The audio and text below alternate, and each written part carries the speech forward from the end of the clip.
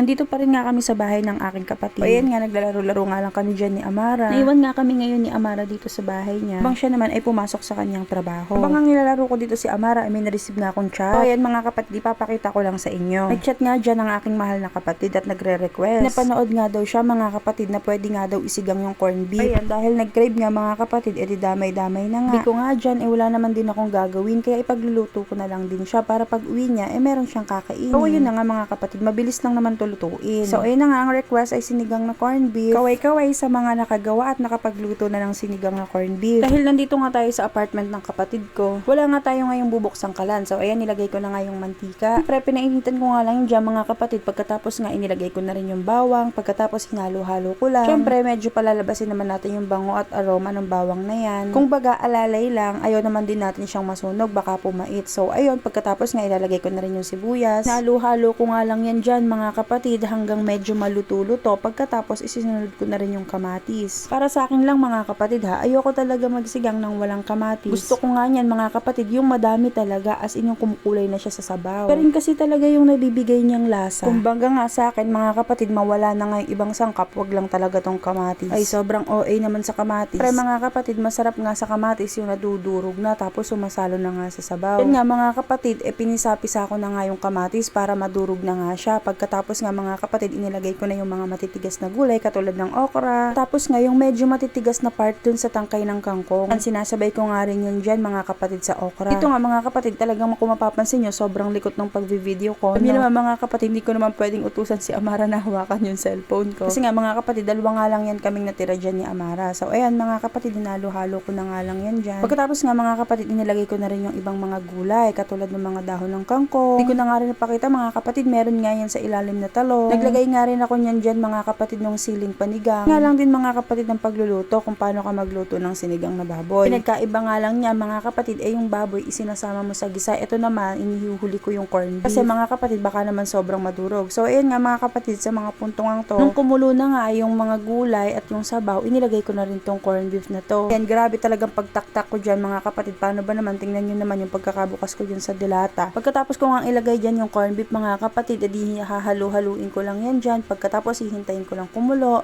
para maluto na yung corned beef. So ayun nga mga kapatid, titingnan mo nga lang din kung luto na nga yung ibang gulay. Tapos pag hindi pa, hihintayin mo lang din ulit siyang kumulo hanggang maluto yung ibang gulay. O diba, grabe, walang hingahan ang pag-voice over na yan. So ayun, dito nga mga kapatid, tatakpan ko lang yan siya dyan. Sabi ko naman sa inyo, sobrang dali lang. Ayan, kumukulo na nga siya dyan mga kapatid. Pagkatapos nga mga kapatid, hahaluin ko nga lang yan dyan ulit. Tapos titikman ko lang yung lasa kung okay na. Kapag hindi pa, mag-a-adjust. Pagka okay na, ayun na yun. Okay na yun. Grabe mga kapatid, sobrang sarap nito. Tsaka sobrang solid, lalo na kapag umuulan. Ayun na nga mga kapatid, hintayin lang namin yung kapatid namin. Tapos kakain na kami. Kain na rin kayo. God bless.